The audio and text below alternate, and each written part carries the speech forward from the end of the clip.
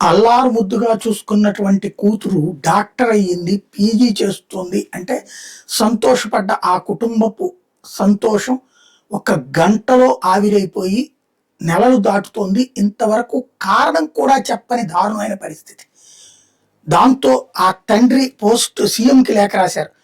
గత నెల 5న విజయవాడ ప్రభుత్వ ఆసుపత్రిలో అనుమానాస్పదంగా మృతి చెందిన తన కుమార్తె పీజీ వైద్య విద్యార్థిని దీపిక 27 ఏళ్లు పోస్ట్ మార్టం రిపోర్ట్ నేటి వరకు వెల్లడించలేదని విద్యార్థిని తండ్రి భక్తుల కోదండరామిరెడ్డి ఆవేదన వ్యక్తం చేశారు. తన కుమార్తె మృతిపై అనేక అనుమానాలు ఉన్నాయంటూ ఆయన సీఎం చంద్రబాబుకు సోమవారం లేఖ రాశారు. జ్యుడిషియల్ అధికారితో నిష్పక్షపాత విచారణ చేపట్టాలని కోరారు. గత నెల 5న తెల్లవారుజామున 1:30 గంటల వరకు ఆరోగ్యవంతురాలుగా డ్యూటీలో ఉన్న తన కుమార్తె 1.52 గంటలకు అనుమానాస్పదంగా మృతి చెందిందని వివరించారు. 22 నిమిషాల వ్యవధిలో ఏం జరిగిందో అనే దాని మీద అనేక అనుమానాలు ఉన్నాయన్నారు. కొందరి మీద తనకు అనుమానం ఉందని పేర్కొన్నారు. ఉన్నతాధికారులు ముందస్తు పర్యవేక్షణ అప్రమత్తత లేకపోవడంతో దీపిక మృతి చెందిందని ఫిర్యాదు చేశారు. అనంతపురానికి చెందిన డాక్టర్ బత్తుల దీపిక అక్కడ ప్రభుత్వ వైద్య కళాశాల ఎంబీబీఎస్ పూర్తి చేయడం, ఆ తర్వాత విజయవాడ ప్రభుత్వ సిద్ధార్థ వైద్య కళాశాల అనస్థీషియా విభాగంలో పీజీ ఫైనల్ ఇయర్ చదువుతుండగా అనుమానాస్పదం మృతి చెందినటువంటి వ్యవహారంలో వాళ్ళ తండ్రి అడుగుతున్నారు.